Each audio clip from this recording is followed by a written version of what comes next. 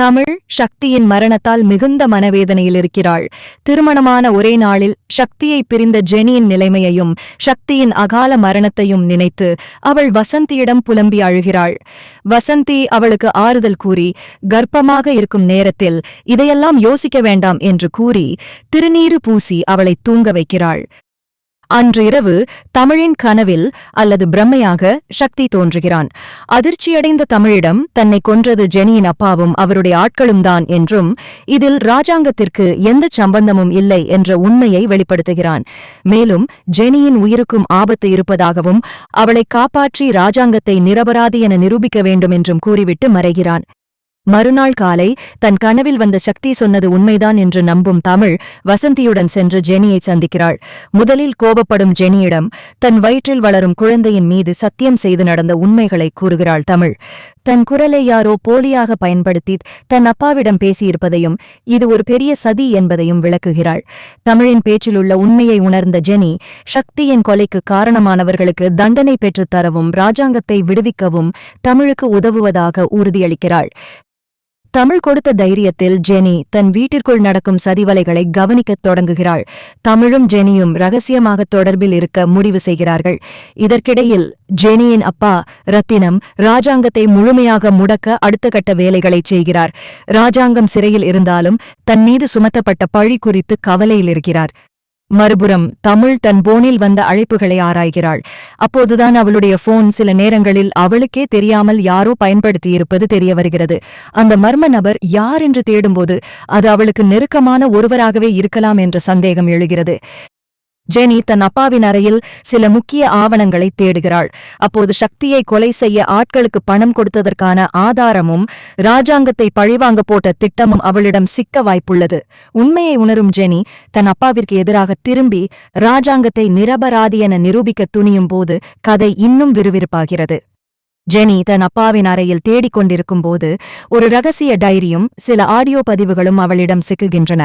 அதில் தமிழின் குரலை செயற்கையாக AI வாய்ஸ் குளோனிங் மாற்றி ரத்தினத்திடம் பேசியதற்கான ஆதாரங்கள் இருப்பதை பார்த்து அதிர்ச்சியடைகிறாள். தன் அப்பாவே இவ்வளவு பெரிய துரோகத்தை செய்திருப்பதை அவளால் ஜீரணிக்க முடியவில்லை. மறுபடியும் தமிழைச் சந்திக்கும் ஜெனி, தமிழ், நீ சொன்னது 100% உண்மைதான்.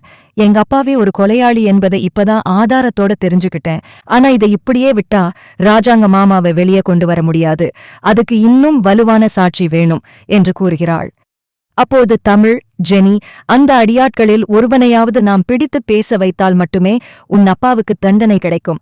அதுவரை நாம் மிகவும் எச்சரிக்கையாக இருக்க வேண்டும் என்று யோசனை சொல்கிறாள். இதற்கிடையில் ரத்தினத்திற்கு தன் மகள் மீது சந்தேகம் வருகிறது. ஜெனியின் நடமாட்டத்தை கண்காணிக்க ஆட்களை நியமிக்கிறார். தமிழ் கர்ப்பமாக இருப்பதால் அவளுக்கு ஏதேனும் ஆபத்து வந்துவிடுமோ என்று வசந்தி பயப்படுகிறாள். ஆனாலும் சக்தி அண்ணனுக்கு நடந்த அநீதிக்கு நியாயம் கிடைக்கணுமா என்று தமிழ் உறுதியாக இருக்கிறாள். ஒருநாள் இரவு ரத்தினத்தின் ஆட்கள் ஜெனியை மிரட்டுவதைக் கண்ட தமிழ் துணிச்சலாக இடையில் புகுந்து அவர்களை தடுக்கிறாள். அந்தச் சமயத்தில் சக்தியின் கொலை நடந்த இடத்திலிருந்து தப்பிச் சென்ற ஒரு சாட்சி தமிழுக்கு தெரிய வருகிறது. அவனை தேடிப் பிடித்து உண்மையை வரவழைக்க தமிழ் எடுக்கும் அதிரடி முடிவுகள் கதையை அடுத்த கட்டத்திற்கு நகர்த்துகின்றன. ஜெனியும் தமிழும் இணைந்து நீதியை நிலைநாட்டப் போராடுவது ஒரு பெரிய திருப்பத்தை நோக்கிச் செல்கிறது. தமிழ் அந்த சாட்சியை தேடிச் செல்ல முடிவெடுக்கும் வேளையில் ஜெனிக்கு ஒரு அதிர்ச்சிகரமான தகவல் கிடைக்கிறது.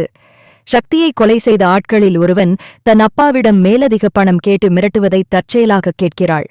அந்த ஆள் ஒரு பழைய கிடங்கில் ஒளிந்திருப்பதை அறிந்து அதை தமிழுக்கு தெரியப்படுத்துகிறாள். தமிழ் சற்றும் யோசிக்காமல் தன் உடல்நிலையை பொருட்படுத்தாமல் ஜெனியுடன் அந்த இடத்திற்குச் செல்கிறாள்.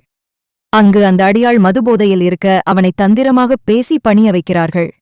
உன் உயிருக்கும் ஆபத்து இருக்கு, உண்மையைச் சொன்னால் உன்னை காப்பாற்றுகிறோம் என்று தமிழ் தைரியமாக பேச அவன் பயந்து போய் ரத்தினம் கொடுத்த கட்டளைகளையும் ராஜாங்கத்தை பழிவாங்க அவர்கள் போட்ட திட்டத்தையும் ஒப்புக்கொள்கிறான்.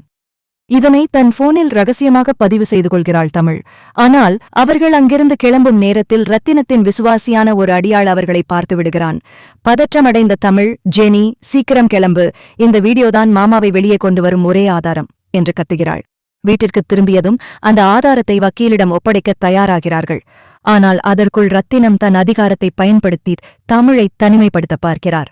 வசந்தி பதறிப்போய், இந்த ஆபத்தான விளையாட்டு உனக்கு எதுக்கு தமிழே என்று கேட்க, தமிழ் உறுதியாக, இது வெறும் விளையாட்டு இல்லம்மா, நியாயத்துக்கான போராட்டம். சக்தி அண்ணன் ஆத்மா சாந்தி அடையணும்னா இது நடந்தே ஆகணும் என்கிறாள். மறுநாள் நீதிமன்றத்தில் ராஜாங்கத்தின் வழக்கு விசாரணைக்கு வரும்போது தமிழ் அந்த வீடியோ ஆதாரத்துடன் உள்ளே நுழைகிறாள். ரத்தினம் அதிர்ச்சியில் உறைந்து நிற்க உண்மைகள் ஒவ்வொன்றாக உடையத் தொடங்குகின்றன. ஜெனியும் தன் தந்தைக்கு எதிராக சாட்சி சொல்ல முன்வருவது கதையில் ஒரு பெரும் மாற்றத்தை உருவாக்குகிறது. இதனால் ராஜாங்கம் விடுதலை ஆவாரா, ரத்தினத்திற்கு தண்டனை கிடைக்குமா என்பது எதிர்பார்ப்பை அதிகமாக்குகிறது. நீதிமன்றத்தில் விசாரணை சூடுபிடிக்கிறது. ரத்தினத்தின் வழக்கறிஞர் இது ஒரு போலியான வீடியோ, திட்டமிட்டு உருவாக்கப்பட்ட சதி என்று வாதிடுகிறார். ஆனால் தமிழ் சற்றும் தளராமல் அந்த அடியாள் பேசிய முழு ஆதாரத்தையும் அவன் ரத்தினத்திடம் பணம் கேட்டு மிரட்டிய ஆடியோ பதிவையும் சமர்ப்பிக்கிறாள். இதற்கிடையில் ஜெனி சாட்சி கூண்டில் ஏறி, என் அப்பா செய்த பாவத்திற்கு நான் சாட்சியாக இருக்க விரும்பவில்லை. சக்தி அண்ணனை கொன்றது அவர்தான். இதோ அதற்கான ஆதாரங்கள் என் வீட்டிலேயே எனக்கு கிடைத்தன என்று கூறி ரகசிய டைரியை ஒப்படைக்கிறாள். தன் மகளே தனக்கு எதிராக திரும்புவாள் என்று எதிர்பார்க்காத ரத்தினம் அதிர்ச்சியில் நிலைகுலைந்து போகிறார்.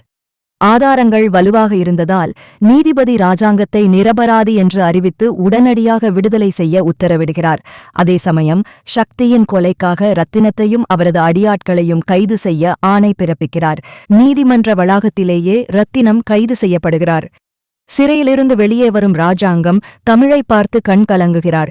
நீ மட்டும் இல்லனா என் மேல விழுந்த பழி துடைக்கப்பட்டிருக்காதுமா என்று நெகிழ்கிறார். தமிழ், இது நான் செஞ்சதில்ல மாமா, சக்தி அண்ணன் காட்டின வழிதான் என்று சொல்லி அமைதியாகிறாள். ஆனால் ரத்தினம் சிறைக்குச் செல்லும் முன், என்னை அழிச்ச உன்னை சும்மா விடமாட்டேன் என்று தமிழை பார்த்து வன்மத்துடன் கூறுகிறார்.